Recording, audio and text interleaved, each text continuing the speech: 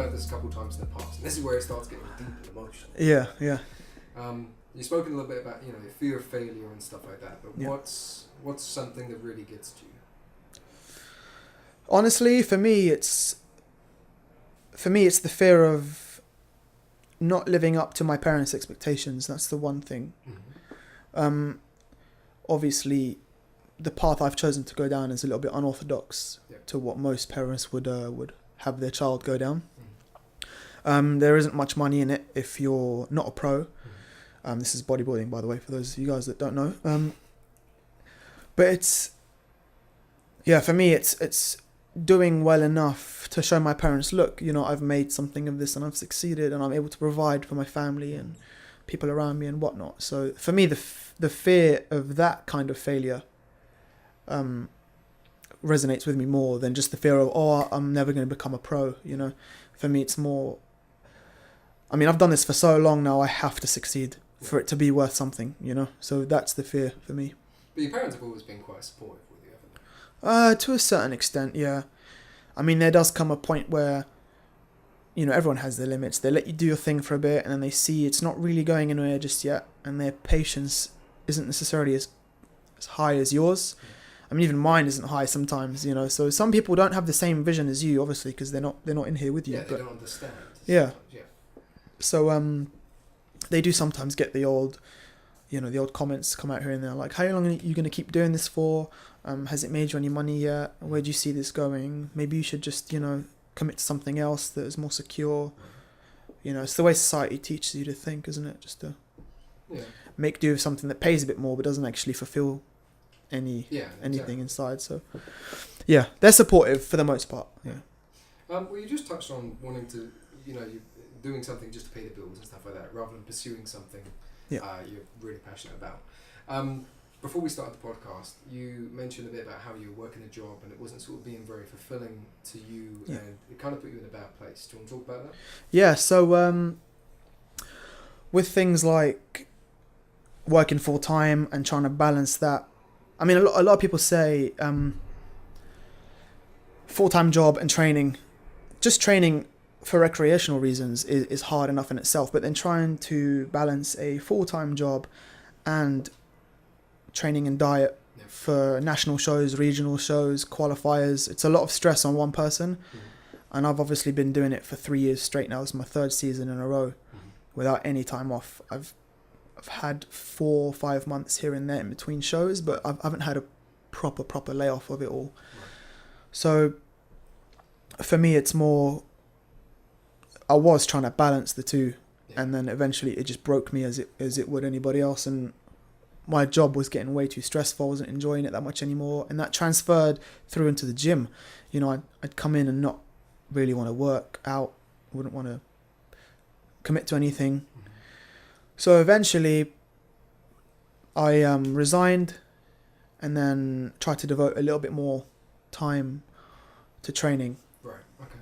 But obviously that led to a whole another chapter of of an emotional downhill spiral. So that must have been really taxing on you, like constantly trying to balance what you really want to become, the person that you want to become, the ambition, and where you want to be in the future, and working at a gym, training guys that don't know shit. Like, it must be really hard to kind of balance that in your head. Yeah, it was tough because, like I said, you have the hours, which they're long hours, and you're on your own most of the time because the gym I worked at was fairly empty half the time. But not just that, you're right, it's the balancing of training people that haven't really got the same love for it as I do, and that kind of sucked the motivation out of me to go and do it myself. Do you often find yourself trying to sort of coach people into the mindset of wanting to all the time, and even to the point where I'd say to people, look, for you to look how you want to look, it has to become a lifestyle. Nobody can invest 20, 30, 40% of their time, which is what people do, and expect 100% of the results. So you kind of tell people to devote yourself to your passion, whatever it may be, and that's the message I deliver on a daily basis. And I definitely was doing that at my old job, personal training people, just trying to get them to understand that this isn't something that comes easy. Have you ever had like somebody that you've trained, a PT or just working in a gym, and you've seen massive progression with them? How did that feel for you? Like seeing, like looking at somebody saying, you know what, I made this person, I made him better, I helped him achieve their dreams. How'd that feel? You know what? It's, for me, and this is with all my platforms, whether it's Snapchat, Instagram, because it's such a personal thing, and you let people into your lives, and people let you into yours. You try and achieve some form of like life improvement. You want to improve people's day and people's week and people's month, people's years, people's lives, you know? And for me, that was a version of that. So seeing somebody who has changed so much for the better, everything around improves. You know, your social life, your confidence, everything just improves and gets better. So it was really nice to see that from a few of my clients back in the day. And a lot of those clients have actually become my friends. You know, that's the kind of bond we created. And, you know, you kind of try and impart knowledge and send them off on their own and hope that they continue that hard work. Like a kind of adopted child. Yeah, essentially, yeah. Or a therapist, if you will. But no, it was a nice feeling, definitely. Oh, I'm proud of you, man. So, you spoke a little bit about sort of like got the competition coming up in a couple of days. Yeah. What happens when you're done with all that? You're done with competing. You're done with not bodybuilding, because I know you probably want to carry that on, or at least just hitting the gym, keeping yourself in shape. Yeah. What's the end plan? Do you know what? For me, the end plan is to try and do what I'm doing now on a much bigger scale, obviously, but through different platforms. So I want to eventually have my own facility to work out of. And for me, that's my retirement plan. For me, is to eventually have a gym I can call home, and people can come in and better themselves and better their lives in my establishment. You know, that for me, I feel like in that avenue, in that industry, that's the most you can give back to your community is provide them the tools they need to better themselves. And what place better than a gym, you know? So for me, owning my own facility is definitely up there. Nice. So how do you feel like things like the YouTube channel, this podcast, how's all that going to help you? So the YouTube channel is, honestly, it's just a hobby. The car focused YouTube channel, that's just a hobby. I don't expect anything to come from that. I'm doing that for me, to express my love for cars.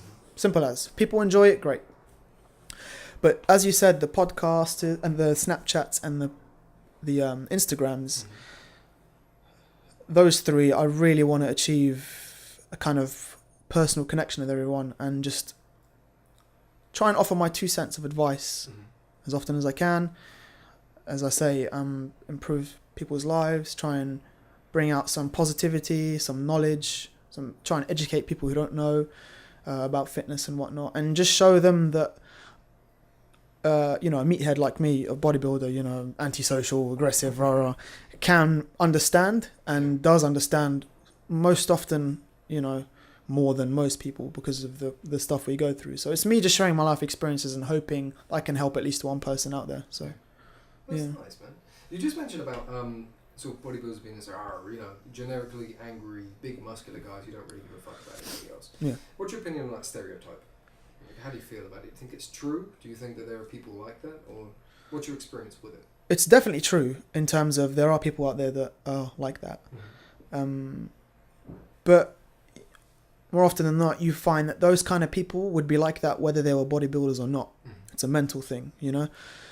Bodybuilding is a very selfish sport. It's all about you, unfortunately. It has to be, you know, what time you're eating, what time you're getting up, what time you're training. Nothing can really interfere with it too much, which makes you very unsociable. But I think it does differ from one person to the next. I don't think it's fair to judge somebody just off, you know, what they're into, what their passion is. All the bodybuilders I've met have been really nice. Not one of them has been aggressive or you know, antisocial or whatnot. They've all been really friendly, offering advice left, right and centre. So it's a nice sense of community, and I personally want to spread that through the whole fitness industry, because bodybuilding is very much in its own little circle at the moment. So, yeah.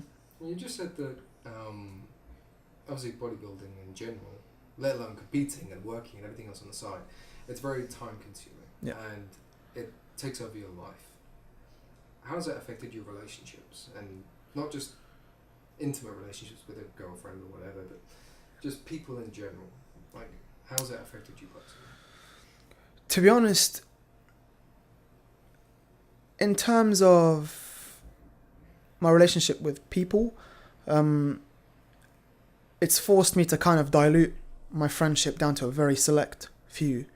And I'm very fortunate to have a circle of friends that understand what I'm trying to do and that somehow see my vision. Maybe because they're chasing a dream that is as far away from them as mine is from me, but it's just a different kind of dream. But you can relate to, you know, the never-ending, constant pursuit. Yeah, so I think from that kind of perspective, I'm very blessed to have people around me that understand the grind, you know, so to say. In terms of relationship with girlfriends, it's been a bit hard sometimes, depending on who you're with, in terms of, okay, you know, I can't stay over tonight. I have to get up at God knows what time and do the cardio and whatnot. So that gets in the way. When you're prepping, can't go out for dates, can't go out for dinner, it gets in the way of that. And closer to the show day, the sex drive takes a bit of a plummet as well. Usually for me, 2 weeks out of a show, I'm never really in the mood. So that is also another thing. But I've been lucky enough to have relationships in the past that have been really understanding of what I've been trying to do and that have understood that it's just temporary. Once the show's over, you know, I get my boyfriend back, kind of thing. So yeah, I haven't let it interfere with my life too much. But then again, that could just be that I've surrounded myself with the right people. Yeah. So, yeah. Oh, sweet. Were you in a relationship at the moment? No, not at the moment. No. Oh, well, that's a double negative then. So. Yeah, exactly. Yeah, yeah. You know, I'm only human. You do have those days where you don't really, you can't really be fucking trained. So it's just getting yourself in there and doing the best you can on those days. And usually those are the sessions that turn out to be the best.